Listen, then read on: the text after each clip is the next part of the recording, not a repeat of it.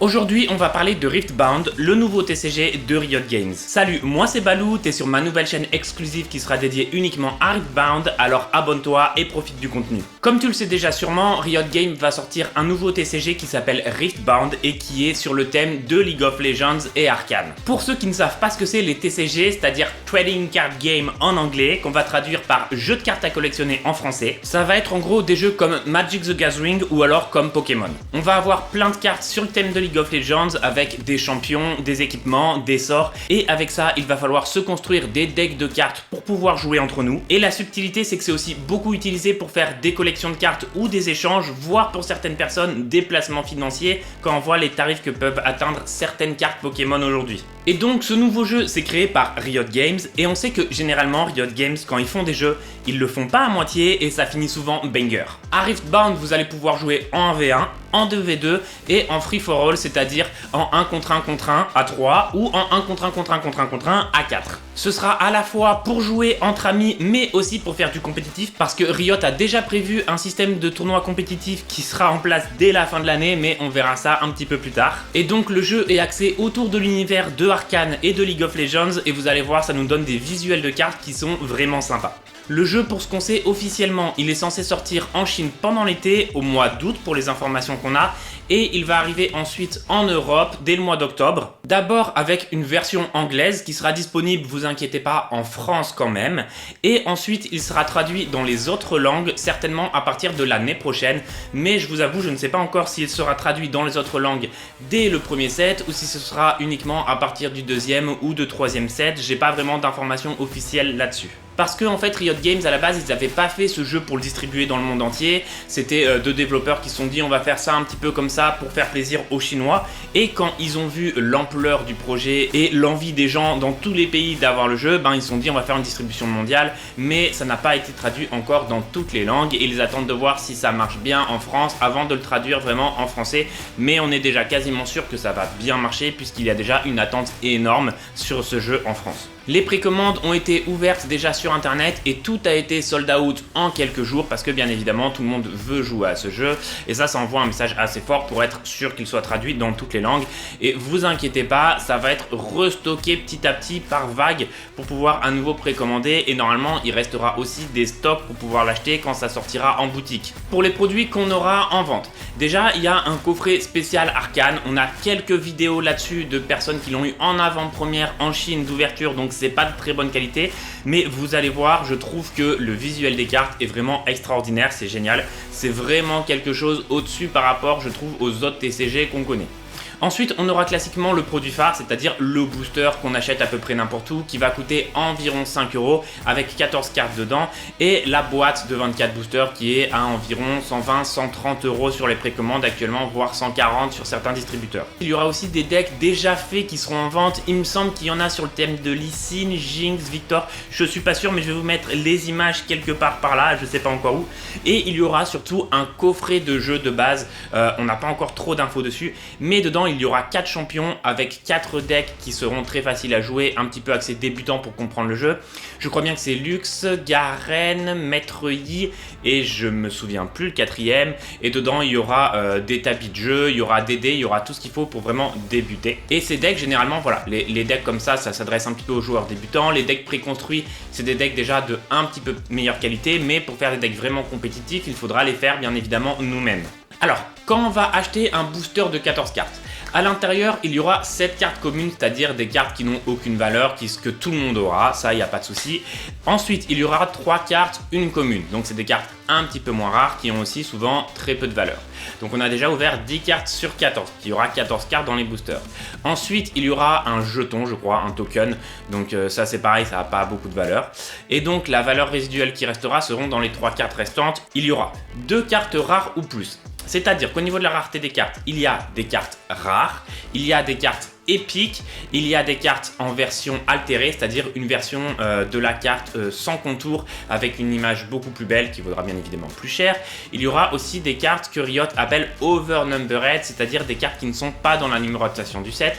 Donc là, ce seront des cartes extrêmement rares puisque je crois bien qu'il y en aura une, si je dis pas de bêtises, je me rappelle plus exactement les stats, mais c'est énorme, une tous les 200 boosters ou un truc du genre. C'est pas ça exactement, mais retenez dans l'idée. Et ensuite, il y aura carrément une version signature de certaines cartes, donc encore plus rare, extrêmement rare. Je crois bien que c'est une tous les 720 boosters, mais encore une fois, je me rappelle plus exactement de la stat.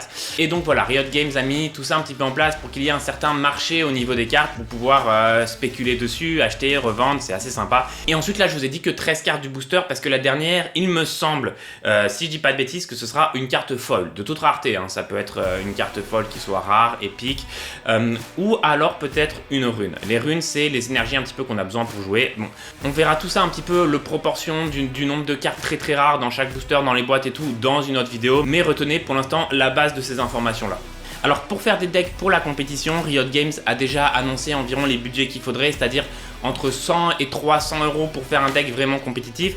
Alors ne vous inquiétez pas, c'est toujours possible de faire des decks très forts pour un budget moindre. Il faudra simplement un petit peu ruser dans la stratégie des cartes qu'on achète. Et ensuite aussi, le principe de certains tournois, c'est qu'on ne vient pas avec un deck déjà préconstruit, c'est qu'on va en tournoi, on paye 20-25 €, on nous donne des boosters de cartes ou des petits coffrets de cartes, on doit créer son deck avec les cartes qu'on a eues et jouer ensuite, comme ça tout le monde part avec la même base, peu importe le budget, et c'est celui qui est capable de créer le meilleur deck et de bien jouer ensuite bien évidemment, qui va être capable de gagner par la suite.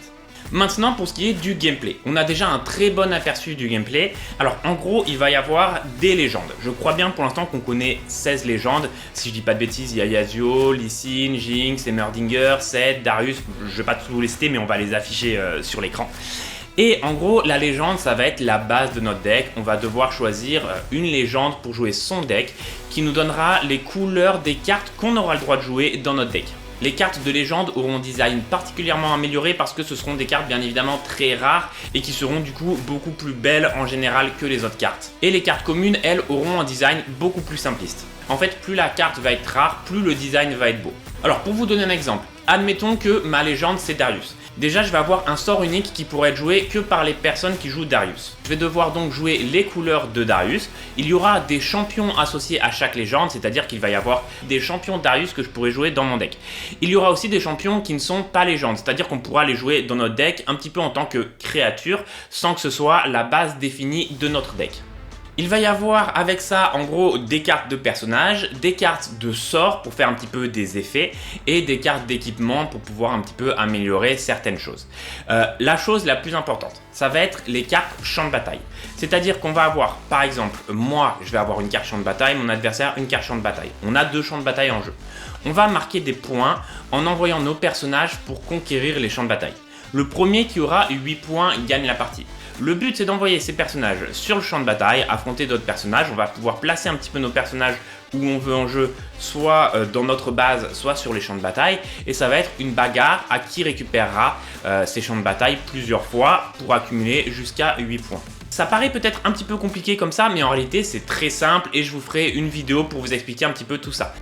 Moi, de ce que j'ai vu, ça a l'air vraiment sympa parce que ça permet à la fois d'avoir un jeu assez simple, assez accessible et à la fois d'avoir un jeu extrêmement stratégique pour pouvoir être très compétitif et ça me plaît beaucoup. Toutes les cartes disponibles ne sont pas encore dévoilées. On fera une prochaine vidéo pour vous montrer toutes les cartes qui sont super sympas, mais pour l'instant, il nous manque encore quelques cartes disponibles. Les règles du jeu, par contre, ça y est, on les connaît, elles sont disponibles sur internet. Moi personnellement je suis un petit peu surpris de tout ce qui tourne autour de ce jeu par Riot Games parce que je m'attendais pas en fait à ce que ça soit aussi bien. Tant en termes de ce qui est possible au niveau de stratégie, que de collection, que de fun, que du format de jeu qui pourrait être vraiment casual ou compétitif. Et ça va nous amener, j'espère, un jeu assez riche et qui se développera très bien en France. Parce qu'à la base, je vous rappelle que Riot avait pas fait ça comme un projet sérieux, mais c'est quelques développeurs qui ont fait ça un petit peu pour s'amuser, pour proposer ça aux fans de League of Legends en Chine. Alors, quelque chose qui sera possible pour ceux qui veulent acheter des cartes, c'est que potentiellement la demande sera trop forte par rapport à l'offre et que ce sera en rupture de stock très vite. Alors si c'est ça, je ne sais pas s'il y aura un restockage plus tard ou s'il n'y en aura pas. En tout cas, si c'est ça, ça veut dire que la valeur des cartes pourra augmenter en flèche assez rapidement. Et ça, c'est assez intéressant pour ceux qui ont acheté les cartes en premier. Après, si ça se trouve, Riot Games, étant donné qu'ils ont dû faire des études de marché très propres et très avancées, il n'y aura possiblement aucune rupture de stock et peut-être que tous les produits vont se vendre correctement et être disponibles pour tout le monde.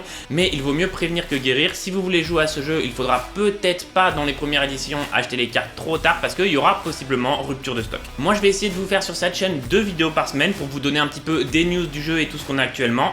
Il va y avoir des vidéos où on va parler des cartes, des vidéos où on va parler des règles. On a déjà aussi des parties disponibles sur internet que quelques personnes ont pu jouer en avant-première, donc on va pouvoir analyser le gameplay un petit peu, comment ça se joue. Il va y avoir vraiment des choses intéressantes, on va essayer de devenir un des leaders sur Riftbound, donc n'hésite pas à t'abonner pour pas rater toutes les infos.